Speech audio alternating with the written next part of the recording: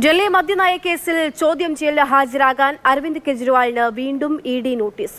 ജനുവരി 18-ന് ഹാജരാകാനാണ് notice. B Balagopal വിവരങ്ങളുമായുണ്ട്. Balu, എപ്പോഴാണ് ചോദ്യം ചെയ്യൽ? കെജ്രിവാൾ മറുപടി നൽകിയിട്ടുണ്ടോ നോട്ടീസിന്? നേരത്തെ നൽകിയ 3 നോട്ടീസിനും ഈ ചോദ്യം ചെയ്യാൻ ഹാജരാകണമെന്ന് ആവശ്യപ്പെട്ട് നൽകിയ 3 നോട്ടീസിന്റെ അടിസ്ഥാനത്തിൽ അരവിന്ദ് കെജ്രിവാൾ ചോദ്യം ചെയ്യലിന് ഹാജരായിരുന്നില്ല. ഏറ്റവും ഒടുവിൽ നൽകിയിരുന്ന നോട്ടീസിന് അരവിന്ദ് കെജ്രിവാൾ നൽകിയിരുന്ന മറുപടി ഈ ഡൽഹി നിയമസഭയിൽ ഈ രാജ്യസഭാ തെരഞ്ഞെടുപ്പുമായി ബന്ധപ്പെട്ട നടപടികൾ നടക്കുകയാണ്, അതുകൊണ്ട് തന്നെ തനിക്ക് ഹാജരാകാൻ വേണ്ടി ബുദ്ധിമുട്ടുണ്ട് എന്നായിരുന്നു അറിയിച്ചിരുന്നത്. ഈ സാഹചര്യത്തിലാണ് ഈ തെരഞ്ഞെടുപ്പ് കഴിഞ്ഞ പശ്ചാത്തലത്തിൽ അരവിന്ദ് കെജ്രിവാളിനോട് മദ്യനയ കേസിൽ ജനുവരി 18-ന് നേരിട്ട് ഹാജരാകാൻ വേണ്ടി ഇപ്പോൾ ഇഡി നോട്ടീസ് നൽകിയിരിക്കുന്നത്.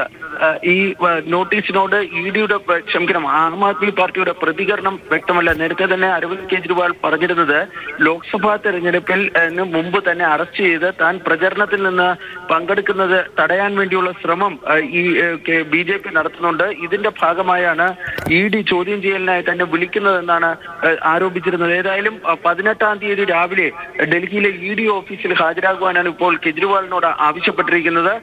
അന്ന് ഹാജരാകുകയാണെങ്കിൽ ഇഡി എന്ത് നടപടിയായിരിക്കും, തുടർ നടപടികൾ സ്വീകരിക്കുക എന്ന കാര്യത്തിൽ വ്യക്തതയില്ല.